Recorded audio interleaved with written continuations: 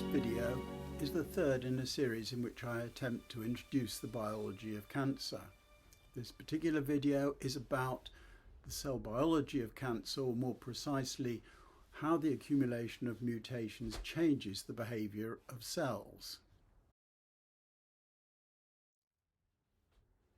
We'll start with colon cancer, or colorectal or bowel cancer, which is probably the best understood of the common adult human cancers. We have a picture of how a typical colon cancer often, though not invariably, develops. And onto this picture, the Vogelstein lab some years ago proposed a series of mutations that might correspond to the steps that we can see. We saw in the first video how colon cancer develops through the following sequence. On the left you have normal colon, which is just a flat sheet macroscopically. From this often emerges blobs of tissue called polyps or adenomas, and with the acquisition of additional mutations, these can become progressively bigger and more disorganized or more frilly. Eventually, with further mutations, they become an invasive cancer. On top of this, we can superimpose some mutations that may correspond to these stages. The first step is probably the acquisition of a mutation in the APC gene in most cases, or sometimes as an alternative a mutation in the beta-catenin gene. So you'll see the first step in this sequence is marked as APC or beta-catenin, and there are probably other possibilities that would occur at this stage.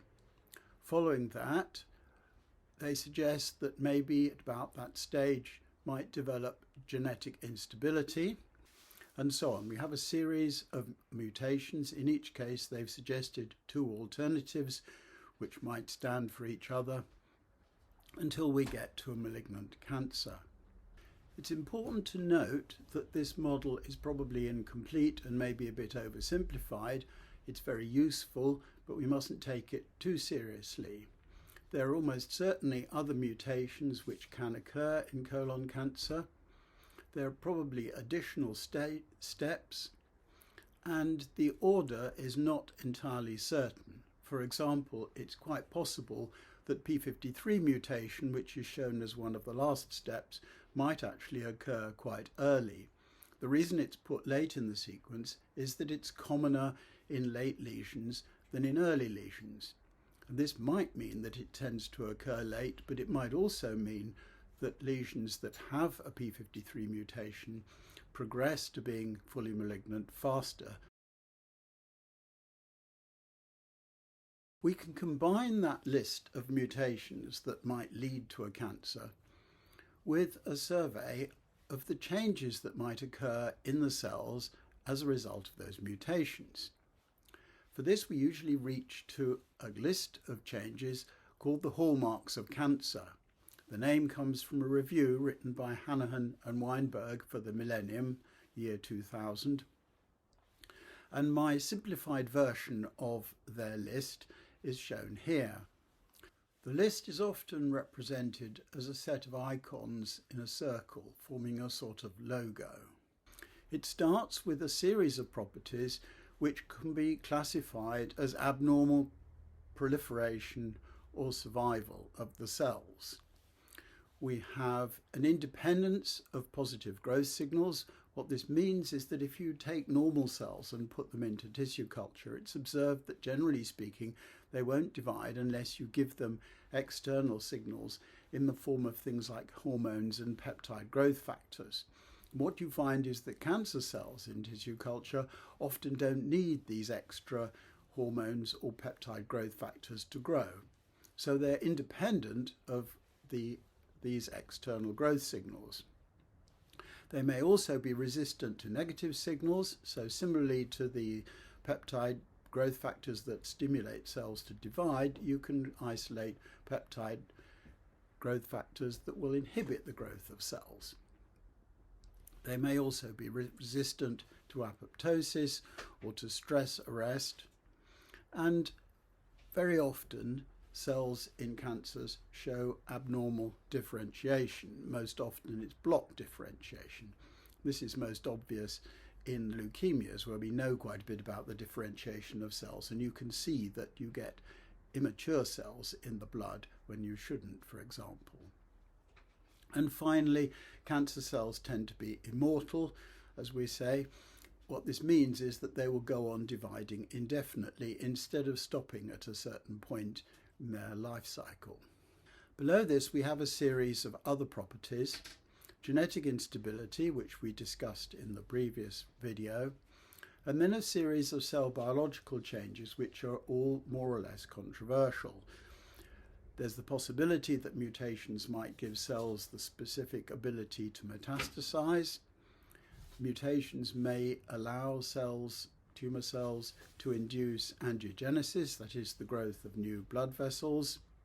There may be metabolic changes, the obvious one of which is the so-called Warburg effect, where cancers tend to have more glycolytic metabolism and less oxidative metabolism, and this might be something that's caused by mutation. And finally, there's the question of interaction between the tumour and the immune system, which again might possibly be altered by mutations. Now we can take this list and we can put it together with Vogelstein's model of colon cancer. Beginning with the independence of positive growth signals, this accounts for no less than 3 of the 6 steps in the Vogelstein pathway. The first step in the pathway, a mutation in APC or beta-catenin. These are proteins which are involved in transmitting to the nucleus signals from a signalling system involving the Wnt peptides, which bind to receptors on the surface of cells and stimulate cell division. So the mutations in the APC or beta-catenin proteins cause these pathways to be active all the time, as though the Wnt signal was there all the time. In the same way, the next 2 examples, mutations in RAS or RAF and mutations in the PI3KCA pathway, these are downstream of the tyrosine kinase receptors that bind well-known growth-stimulating peptides like epidermal growth factor, EGF. Moving on down our table of changes, we have resistance to inhibitory growth signals, and the last step is blockage of the pathway that transmits signals from inhibitory peptides of the TGF-beta family. Then we have resistance to apoptosis and cell cycle arrest, and this corresponds to the last but one step in the Vogelstein model, mutation in the p53 or BAX genes. That brings us to abnormal differentiation, and we do have an example here because we know from a classic experiment by Owen Sampson and Doug Winton and their colleagues that mutation of the APC gene, that's in the first step in the Vogelstein model, alters differentiation in the colonic crypt. Here's a diagram of what they found. First, a diagram of normal colon with villi projecting upwards into the luminal space. At the base would be the wall of the colon. At the base of the crypts, cells divide, and then they mature and move up the villus and eventually shed. So there's a steady turnover of cells in the colonic villus, with cells shed from the tips and being created by division at the base of the crypt. What they found was that when they deleted the APC gene in cells at the bottom of the crypt, this process was disrupted. The compartment in which cells were dividing but remaining immature expanded up the crypt, and cells didn't leave that compartment, so that the tips of the villi would atrophy and there'd no longer be a regular replacement of cells at the top of the villus. So this is an example in a carcinoma system of a driver mutation that could be considered to block differentiation. The last on our list of growth control and so on mutations is immortality. This goes back to the 1950s, when it was observed that if you grew cells in culture, They would always stop growing if they were normal cells after a certain number of cell divisions. This diagram shows a log plot of cell growth, and after a certain set number of population doublings, cell divisions, the cells stop growing and the curve tails off. This phenomenon was called senescence. We now think of it more as a sort of stress arrest. Cancer cells, generally speaking, are exempt from this block and they go on growing indefinitely, and they're said to be immortal. We now know that this phenomenon is due to telomere shortening. Telomeres are illustrated in this picture here. They're the repeat sequences at the ends of chromosomes. They're shown in red here with the rest of the chromosome stained blue. And as DNA is replicated, when the replication machinery gets to the ends of the double helix at the end of the chromosomes, there are special repeat sequences which maintain the ends of the chromosomes, and these are not fully replicated in cell division. And after cell division, in fact, they're sort of tidied up and they end up shorter at each cell division. So telomeres get shortened as cells divide, and if they get shorter than a certain length, the cell decides that it should stop dividing. Obviously, this doesn't happen all the time, or all cells would stop dividing. So there is an enzyme, telomerase, which adds these repeat sequences to the ends of the chromosomes in the germline and probably in some stem cells as well. Most human cancers, it turns out, have got activation of telomerase so that the cells are constantly adding to their telomeres and they don't have to go into cycle arrest when they've been through a certain number of divisions. The Vogelstein model doesn't seem to include a mutation for activation of telomerase, and that's quite likely an additional mutation that we should add, but we're not sure where. This cell cycle arrest after a certain number of cell divisions controlled by telomeres is traditionally called senescence, but we would now recognise it as one of a number of responses to various kinds of cellular stress. So it would often be rewritten now as telomere shortening being a kind of stress signals which induces the so-called senescence phenotype, which is really, strictly speaking, a stress phenotype. Other kinds of signal that might induce the same sort of response would include DNA damage, abnormal signaling in the cell, as sometimes happens when particular oncogenic mutations occur, in fact, and probably other signals as well. Going back to our list, the next property of cells is genetic instability, and this is in the Vogelstein model as actually the second step, and that completes an account of all the mutations that are in the Vogelstein scheme. You will note that so far none of the mutations remain that would account for the remaining cell biological properties listed below, and that may be significant.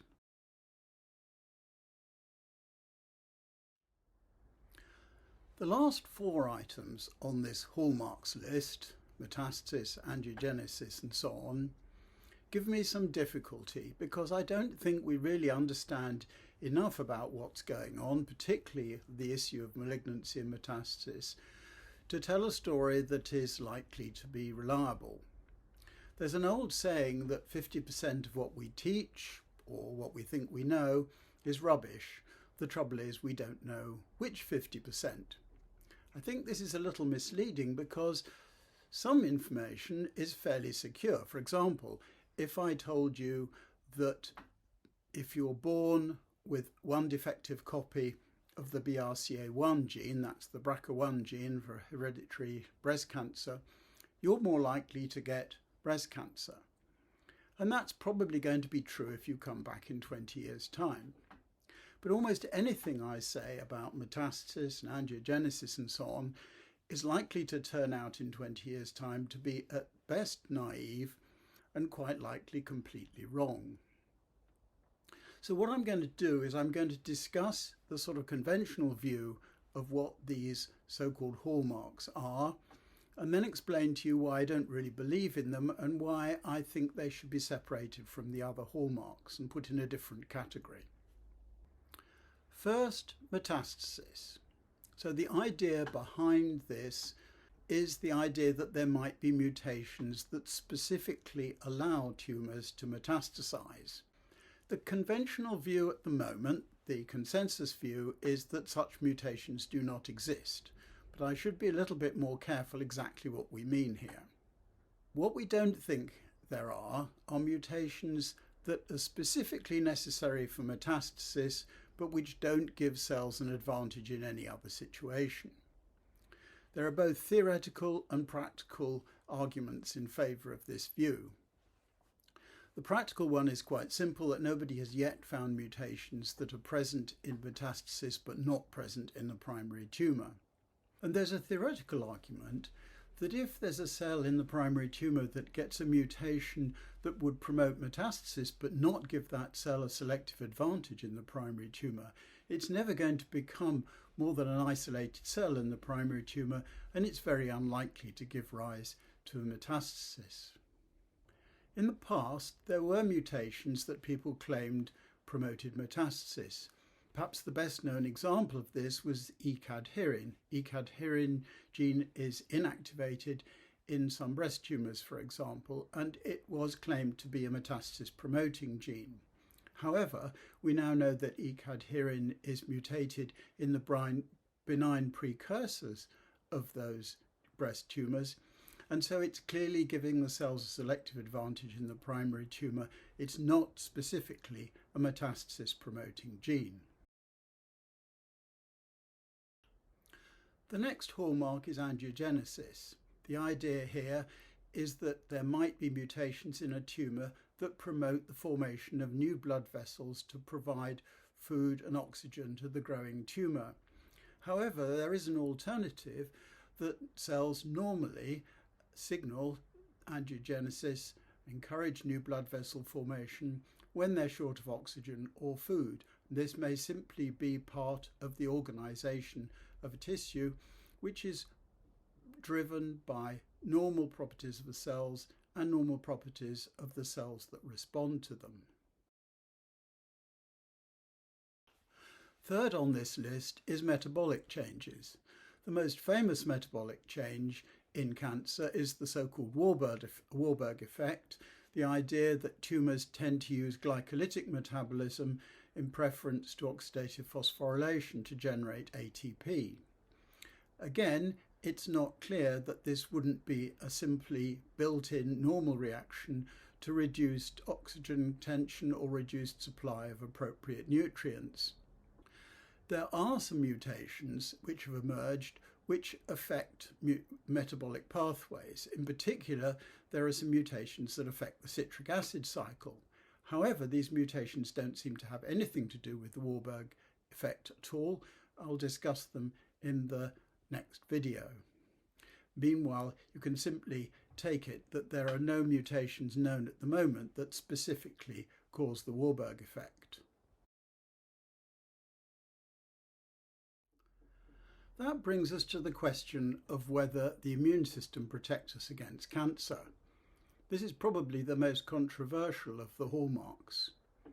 There's a long history of artifact and confusion over this topic. If you read the popular press, you'd certainly get the idea that the immune system protects us against cancer, but there's actually very little evidence for this.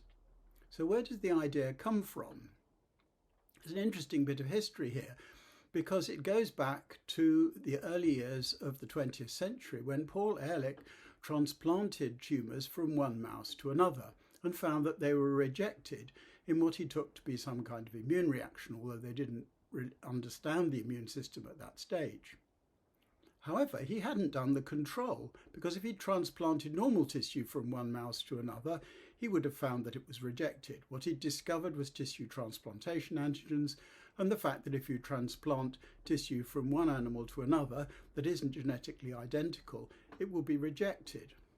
This was heavily criticised by Peyton Rouse, the discoverer of the Rouse sarcoma virus, who pointed out that if you were going to study cancer, you had to be very careful that you weren't looking at normal biology when you saw something interesting.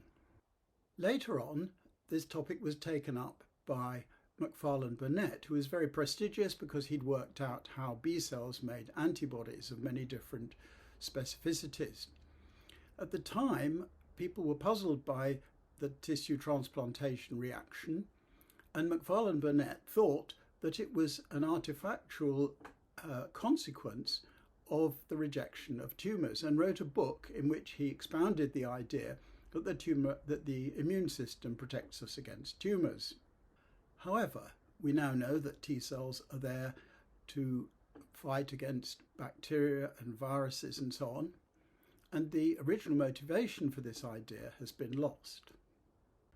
More recently, people have studied the effect of immune suppression on animals and humans. In particular, there's a very large study of immune-suppressed humans who've had transplantation treatment or HIV to suppress their immune system. If the immune system protects us significantly against cancer, then surely you would expect that there would be a dramatic increase in cancer in these patients, and there isn't. In fact, there's probably about a twofold increase in cancer, but most of this is due to virally induced cancers such as Kaposi's sarcoma and B-cell tumours driven by the Epstein-Barr virus. So there really isn't any evidence that the immune system normally has a significant role in protecting us against cancer. I'm not an immunologist, but my understanding is that this is consistent with contemporary views on how the immune system works. If the immune system encounters a novel protein in the periphery that it hasn't met in the thymus, then it appears that the T cells or whatever are doing the recognizing are tolerized by this novel protein. This would argue that unless a tumour has an infection or really serious necrosis or something like that, then the immune system is going to be tolerized to any new proteins that it produces. Also, there's a prediction from the idea that the immune system attacks cancers that novel peptides resulting from mutations in cancer cells would be selected against, or cells expressing these proteins would be selected against. This has been tested in the analysis of the selection of mutations in cancer. I'll talk about this in the next video, but there is no observable effect of selection against novel proteins, as you might expect if the immune system was attacking them. The other side of this coin, which is extremely important and has rather turned this argument all on its head, is that if you treat patients with drugs that enhance the immune response, some tumours are attacked and very efficiently destroyed, and this is a major new chapter in cancer therapy. My understanding of this is that there are T cells in tumours which are capable of attacking tumours. They're normally silent, but if you reduce the tolerance effect, if you activate T cells in general, then there may be enough present to initiate a serious attack on the tumour, and that would explain why the therapy works, but mostly works with tumours that have very high numbers of novel peptides. So that's a view. Other people would almost certainly dispute what I've just said, but it's the best I can do at this point in time. I now want to talk a bit more about the mechanism of metastasis.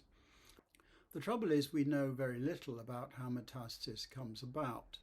I want to start by discussing why it's so difficult to study metastasis. Considering the experimental models of metastasis that are available to us, we start with animal models, and the best model of cancer in general would be to induce primary tumours in an animal and look at metastases.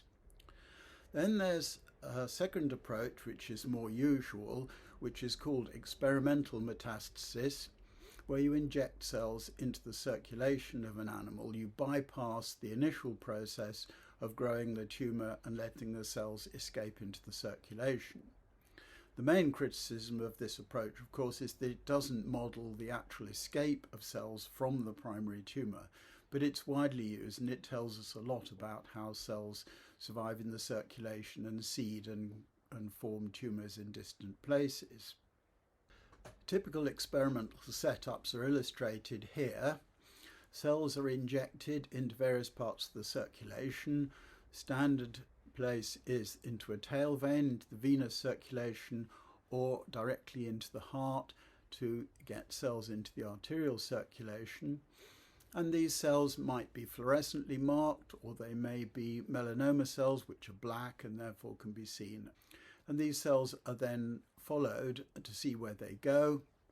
You can either look at initial seeding, the number of cells in different parts of the body immediately after injection, or you can wait to see how many of those cells grow into tumour colonies. Many experiments on metastasis have been done with this kind of system, and it's taught us a lot about the movement of cells around the circulation and so on. But one of the fundamental criticisms of these kinds of experiments is that anything that makes the cells grow more vigorously may increase the number of successful colonies that are formed. And so it's not absolutely clear if you genetically manipulate the cells, put in a mutation that you believe might enhance metastasis, for example, you can't in principle distinguish between a mutation that actually increases the efficiency of metastasis and a mutation that simply means the cells grow and survive better. An alternative approach is to try and produce in vitro models of the process of metastasis. A typical example is shown here, where cells are placed on a piece of gel or some other surface, a filter or something like that, and then you can look at the movement of the cells, their ability to invade the gel, and so on. The problem with these systems is that they make assumptions about the process of metastasis itself. And broadly speaking, it's true that if you try and show that these models correspond to what actually happens in vivo, you find that they don't. So, for example, if you put malignant cells on the surface of collagen gel and you put normal cells on the surface of a collagen gel, you often find that the cells that are normal actually invade the gel better than the tumour cells. The idea that these assays are actually assaying what tumours do in vivo may not be valid. So in general, our experimental models of metastasis are unsatisfactory.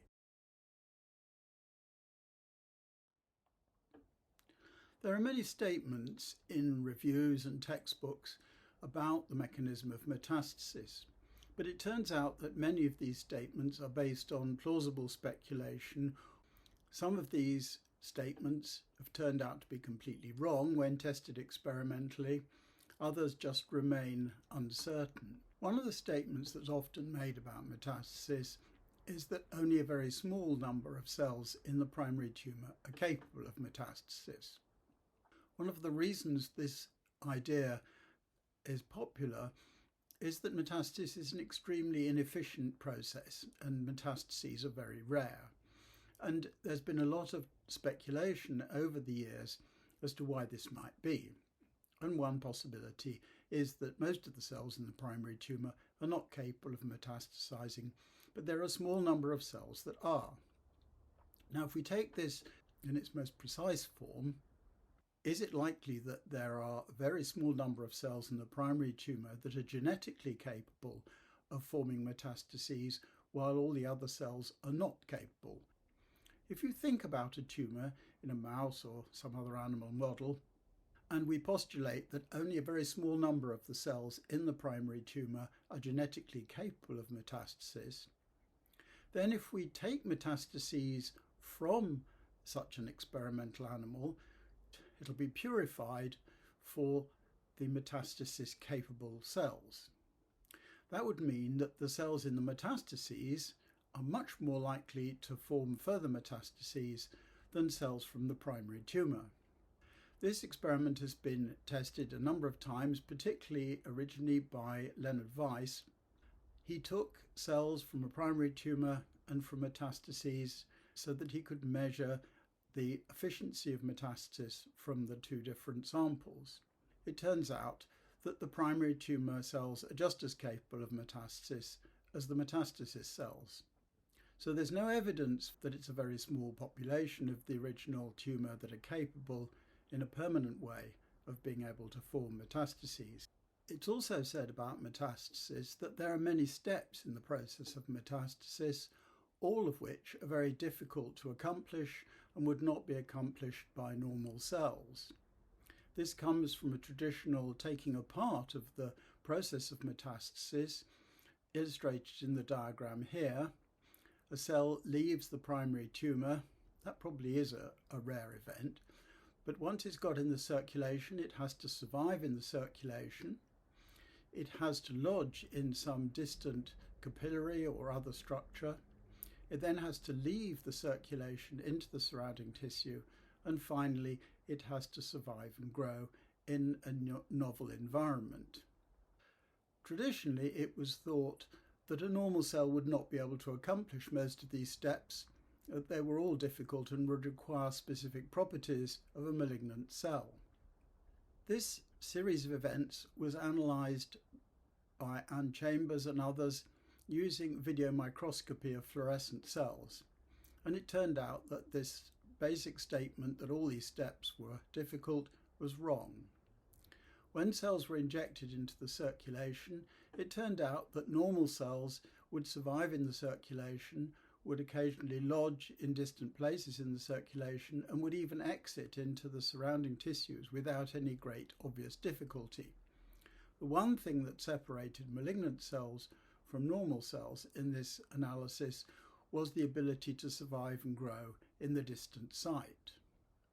So the idea in particular that cells exiting the circulation, a kind of reverse invasion into the circulation, was a difficult step that required malignancy and invasiveness was proved to be wrong, at least in the experimental system used. It's also often assumed that invasion by tumours is an aggressive and destructive process. For example, perhaps tumour cells might produce proteases that degrade the tissue around them in order to achieve invasion. There's no doubt that some tumours cause tissue destruction as they invade over a long period of time, but that's not necessarily a universal property of invasive tumours.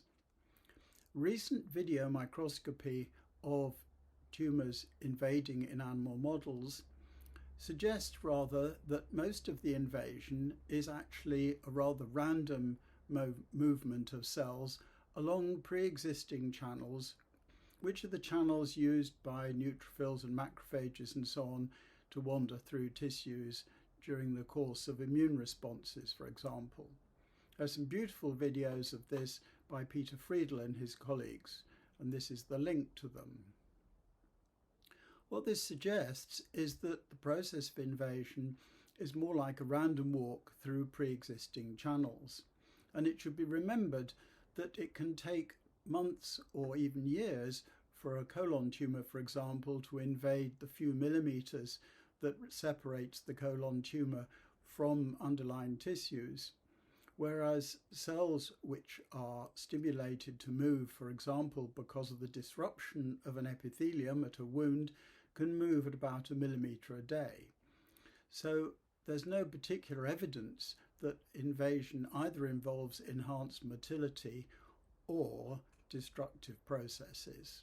Finally, there is the suggestion that invasion of tumours into surrounding tissue involves a phenomenon called the epithelial mesenchymal transition, or EMT for short.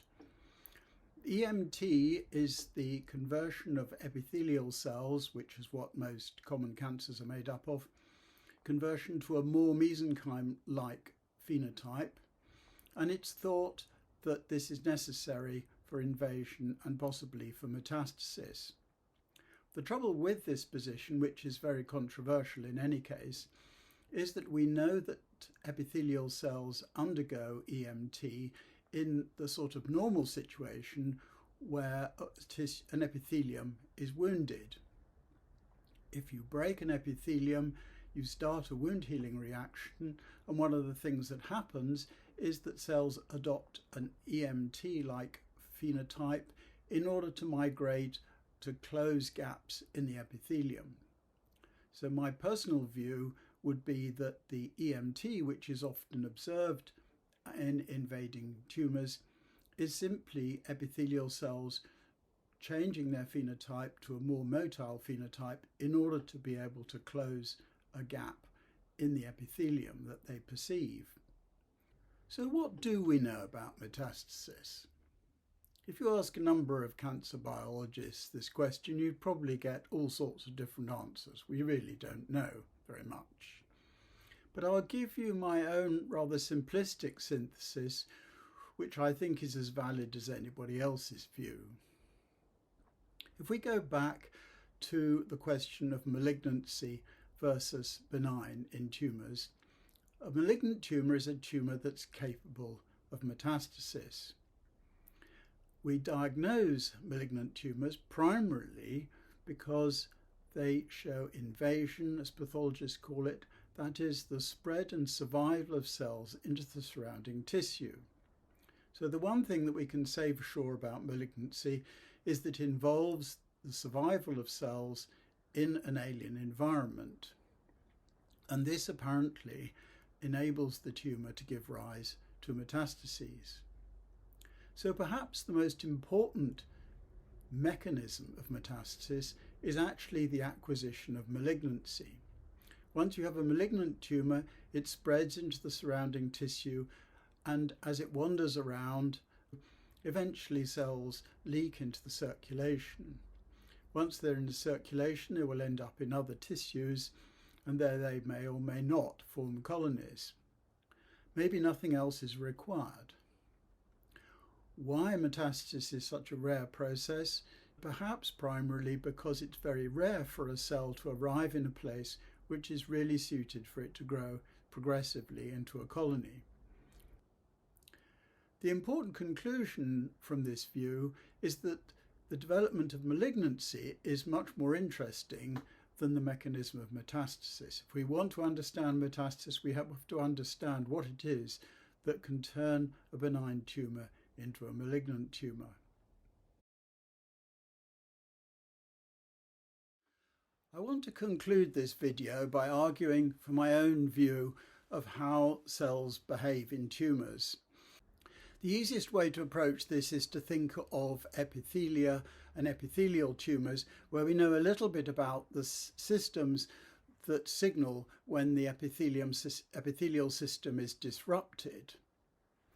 Cancer, remember, is a disrupted and disorganised tissue. Looking at an epithelium, normal epithelium on the left, and a schematic drawing of a malignant tumour from epithelium on the right. We know that epithelia are part of an intact sheet with an inside and an outside.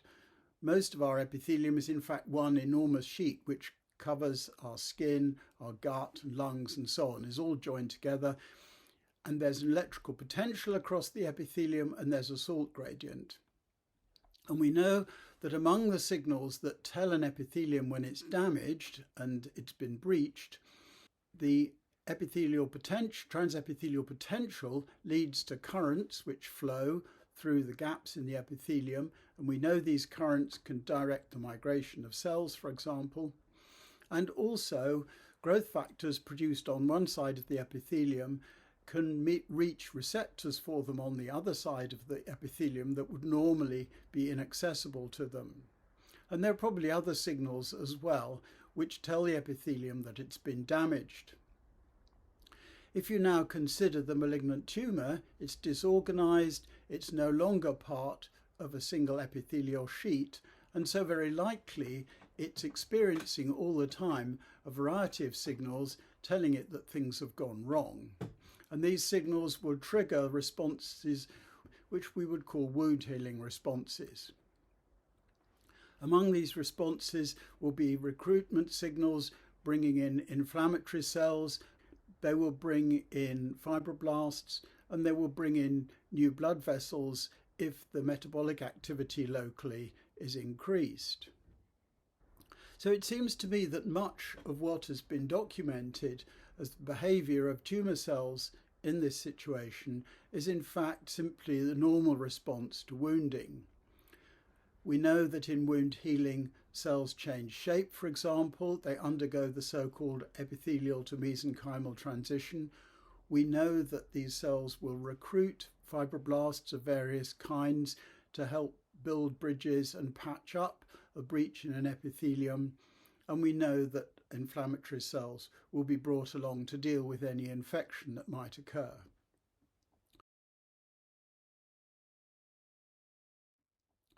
This means that among the hallmarks of cancer, some of those hallmarks are actually part of normal wound healing and responses to the tumour, and some of them are genuinely things that are created by driver mutations in the tumour itself. And I think, although this is really just a shift of perspective and interpretation of what we see, one of the important reasons for making this shift is that we need to distinguish changes that are caused by driver mutations and changes which occur in response to the disorganization of the tissue. From the academic point of view, as cancer biologists, we want to understand what mutations do to the behavior of cells and how this leads to cancer.